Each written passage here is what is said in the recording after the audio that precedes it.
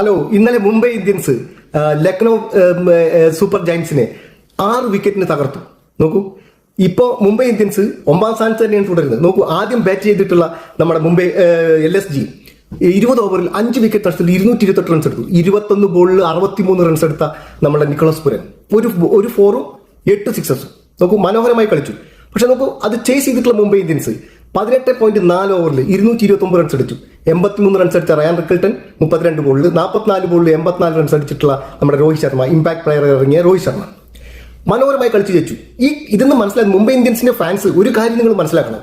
ഞാൻ മനസ്സിലാക്കുന്നത് എന്താ വെച്ചാൽ, ഇവരുടെ ഏറ്റവും വലിയ പ്രോബ്ലം മുംബൈ ഇന്ത്യൻസിന്റെ കഴിഞ്ഞ സീസണിലും ഇപ്പോൾ സീസണിലും 10 കളിയിൽ നിന്ന് 7 തോൽവിയും 3 ജയവും മാത്രമാണ് മുംബൈക്കുള്ളത്.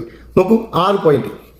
ഇതിന് കാരണം ഞാൻ മനസ്സിലാക്കുന്നത്, GT ക്യാപ്റ്റനായി കളിച്ചിരുന്ന നമ്മുടെ ഹാർദിക് പാണ്ഡ്യയെ മുംബൈ ഇന്ത്യൻസിലേക്ക് കൊടുന്ന് ക്യാപ്റ്റനാക്കിയതാണ്. മുംബൈ ഇന്ത്യൻസിലേക്ക് കൊണ്ടുവരാം ഹാർദിക് പാണ്ഡ്യയെ, ഇപ്പോൾ നല്ല പ്ലെയറാണ്.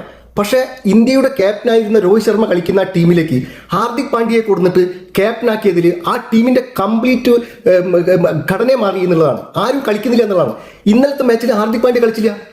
ഹാർദിക് പാണ്ഡ്യ കളിക്കാത്ത മാച്ചിൽ എല്ലാവരും വളരെ ക്ലിനിക്കായി കളിക്കുന്നു. അത് എൻ്റെ ഒരു അഭിപ്രായമാണ്. മുംബൈ ഇന്ത്യൻസിന്റെ ഫാൻസിന് എന്താണ് അഭിപ്രായം എന്ന് എനിക്കറിയില്ല. ഇന്ന് നടക്കാൻ പോകുന്ന കളി നോക്കൂ, 6ാം സ്ഥാനത്തുള്ള നമ്മുടെ ചെന്നൈ, 7ാം സ്ഥാനത്തുള്ള നമ്മുടെ